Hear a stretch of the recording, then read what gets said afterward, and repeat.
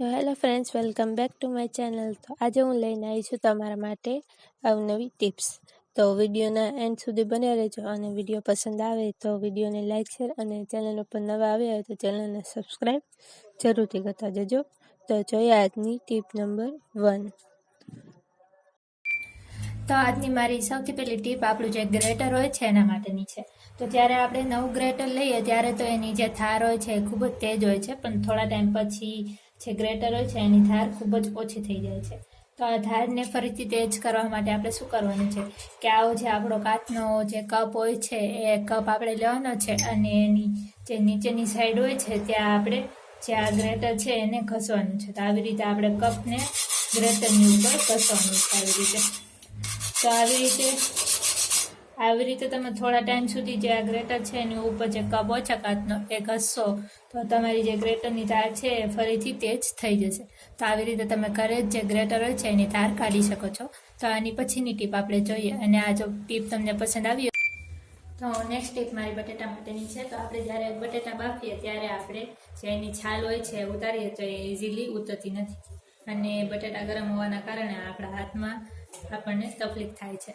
તો આ જે બટેટાની છાલ છે એકદમ ઇઝીલી નીકળી જાય એના માટે આપણે શું કરવાનું છે કે આપણે બટેટા જ્યારે બાફવા નાખીએ કુકરમાં ત્યારે આપણે આવી રીતે આખા નથી નાખવાના.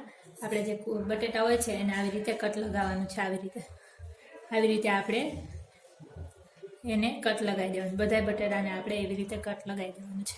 બહુ આપણે કટ નથી લગાવવાનું, થોડુંક જ કટ લગાવવાનું છે. આવી રીતે લાઈન બને એવી રીતે આપણે કટ લગાવવાનું છે. તો અહીંયા મેં બટેટા બાફ્યા છે કટ લગાવીને.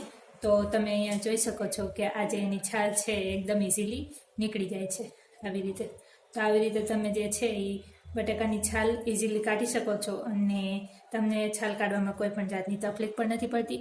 તો આવી રીતે જ્યારે પણ તમે બટેટા બાફો ત્યારે એક કટ જરૂરથી મારજો. તો આની પછીની ટીપ આપણે જોઈએ. તો અમારી નેક્સ્ટ ટીપ આપણે જે ટમેટા હોય છે એના માટેની છે. તો તમે અહીંયા જોઈ શકો છો કે આ જે ટમેટા છે એ ઘણા ખૂબ જ ખરાબ થઈ ગયા છે.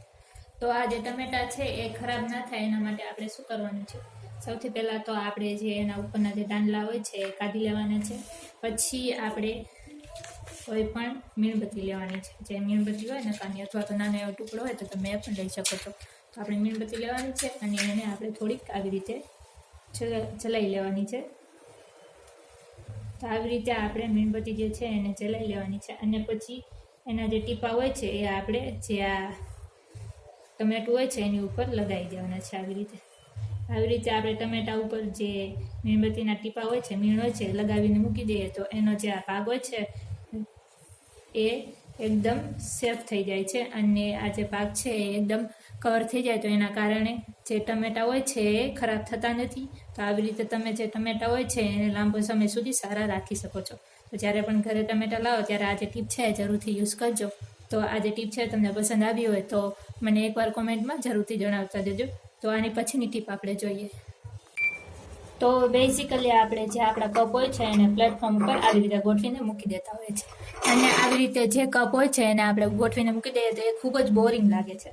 તો આપણે આ કપ છે એને યુનિક સ્ટાઇલમાં કઈ રીતે ગોઠવીને મૂકવા એ હું તમને જણાવું. તો સૌથી પહેલાં આપણે એક કપ લેવાનો છે અને એનો જે આ હાથવાળો ભાગ હોય ત્યાં આપણે બીજો કપ આવી રીતે લગાવી દેવાનો છે. પછી આપણે ત્રીજો કપ લેવાનો છે અને એને પણ આપણે આવી રીતે લગાવી દેવાનો છે. પછી ચોથો કપ લઈને આપણે એને પણ આવી રીતે લગાવી દેવાનો છે. એટલે બધાના જે હાથ હોય છે ત્યાં આપણે જે કપ હોય છે એને આવી રીતે લગાવી દેવાના છે. તો આવી રીતે તમે જે કપ હોય છે એને એકદમ યુનિક સ્ટાઇલમાં સેટ કરીને પ્લેટફોર્મ પર મૂકી શકો છો અને આ દેખાવમાં પણ ખૂબ જ સરસ લાગે છે. તો જ્યારે પણ તમારે પ્લેટફોર્મ પર કપ ગોઠવાય ત્યારે તમે આ રીતે જરૂરથી ગોઠવજો. તો આ જે ટીપ છે તમને કેવી લાગી એ મને કોમેન્ટમાં જરૂરથી જણાવજો. અને આ વિડીયો જે છે એ તમે કયા શહેરથી અથવા તો ગામડાથી જોઈ રહ્યા છો એ પણ મને જરૂરથી જણાવજો. અને આજનો વિડીયો જો પસંદ આવ્યો હોય તો વિડીયોને લાઈક શેર જરૂરથી કરતા દેજો અને ચેનલ ઉપર નવા હોય તો ચેનલને સબસ્ક્રાઈબ જરૂરથી કરતા દેજો. તો કાલે પણ મળશું આપણે આવી જ નવી ટિપ્સ સાથે. તો જોતા રહેજો બ્લોગર દિવ્યાને.